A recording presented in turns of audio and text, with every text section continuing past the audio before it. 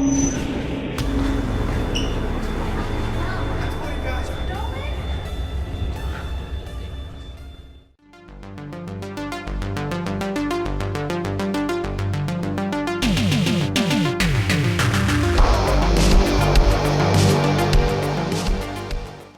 are talking Archaon, the Halloween Summoning.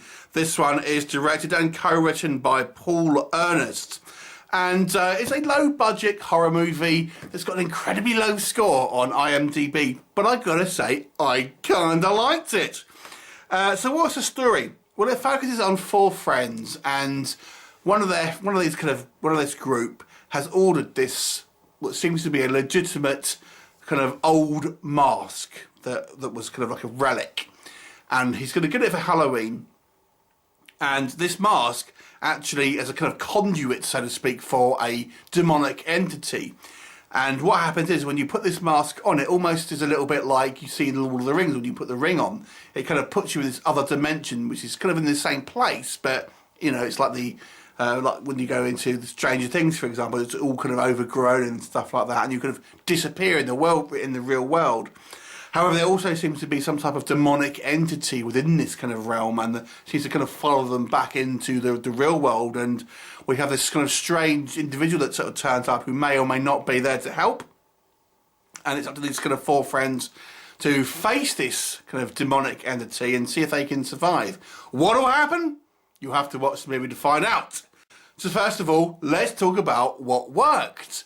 Okay, like I said, this movie has got quite a low score on IMDb, and I have a couple of ideas why that may be, but I, for the most part, kind of enjoyed it. So let's first of all talk about maybe the characters and the kind of the acting. I actually thought the acting was, for the most part, pretty good. I actually quite like the characters here, and I actually quite like the relationship between some of these characters. Now we have this in the forefront of these four friends. There are two brothers, an older one who is kind of trying to impress this girl, and we get just a little bit of kind of backstory about, you know, their kind of relationship. And I thought that seemed kind of quite good, seemed quite genuine. I quite like the fact that the brothers are, you know, they act like brothers and they kind of care for each other, but they're somewhat kind of at odds at the same time. But it seems like real siblings, you know, you kind of like, you can only take so much of them to a certain degree, but you ultimately are always going to be there. And that, you do get the feeling of that, and the kind of like the other guy is like the younger brother's friend, who's the kind of like the wild and crazy guy, so to speak. But they all seemed quite genuine. The relationships between them seemed believable. So you've got believable characters. The acting within these characters, I've got to say, you know, it's not going to be Oscar worthy maybe, but I actually thought for the film that this film is the world to a good standard. I thought the acting was, you know, all across the board between these four actors was at least fine to pretty good in some instances. I actually thought the idea, although we have seen films like this, you know, you could have the Insidious films, for example, have like the kind of like the other dimension, as I've mentioned, kind of Lord of the Rings, Stranger Things. It's all kind of like that.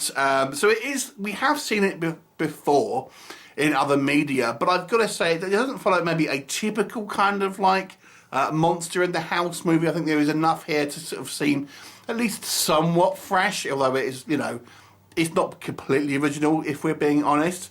I thought the demon makeup is clearly just a guy in a rubber mask, but I've got to say the use of it in somewhat kind of a minimalistic sense works for the film. You know, it doesn't seem like a guy in a mask necessarily because, you know, he's hooded, and we kind of don't see a really kind of like a good money shot until really the very end, which I think works for kind of the film. And even when we have these scenes where it's in this other world, it's again they haven't done a lot to it. They've made it overgrown and used some kind of filters.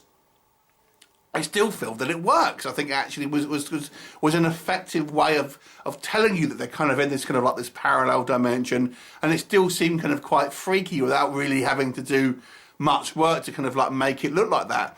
And I actually thought the story was the story progression. They were trying to kind of get rid of this mask, and they can't do it. It keeps appearing back, things like that. Again, you know, we've seen it, that sort of thing before, but it was still an intriguing storyline. And then there are some elements here that maybe you're thinking, story-wise, this doesn't make sense. They all seem to be caught in a kind of like a paranormal situation, but they decide to have a party at the same time, which, you know, for plot convenience, this is what they need to happen, but in realistic terms, it does seem a little bit harder to believe. And maybe the kind of one of the biggest plot points here I felt this movie did fall down on is the fact that when they're in this kind of like this other universe, this other dimension, the Fade or whatever you want to call it, they're having to wear this mask, and it's just like, well, just take it off. Why aren't these characters kind of just taking it off immediately? It doesn't really kind of explain it. It's just, again, it's just a kind of plot convenience. I think maybe the biggest gripe that I have is, I think the ending was a little weak, unfortunately. There's something set up here in regards to the true intentions of someone, and it hints at maybe there's something going on elsewhere that we don't know about, but I don't feel it really kind of went into enough detail about what that was, because it seems very innocuous at the end of the film. It doesn't really seem like we've set something up here, but then we really haven't paid that off. And kind of the climax in regards to how they're kind of dealing with this particular kind of like entity, again, it just seems a little bit sort of drawn out and not particularly exciting at the kind of the same time. There is an after scene credit, which I feel somewhat undermines the film, but I guess it's you know, the FU moment that we all kind of talk about all the time, and that always seems to be the thing with the horror films. Yeah, I mean, I think the movie is a fairly fun watch for a low-budget film. There are some story elements here that I think are on the weaker side, but I think the character elements, I think the basic synopsis of the story, at least the journey, is good. Maybe the destination when we get there is a little less than you would hope for. But I enjoyed the journey, I enjoyed the characters, I enjoyed the story that they set up, and I was intrigued to kind of like to find out kind of what would happen and what would happen to these kind of characters and the true intentions of certain individuals, you know, to be revealed, even though, like I've said, ultimately some of these stuff ended a little on the weaker side. I think this movie was actually somewhat of an above standard movie for, you know, a low budget straight to VOD/DVD film, and therefore I'll give it a 6 out of 10 because I actually kind of quite enjoyed it. And again, I always go back to if you have good characters, you're halfway there. So 6 out of 10. Have you seen it? What did you think of it? Leave me a comment and I shall look forward to seeing you next time. Bye for now.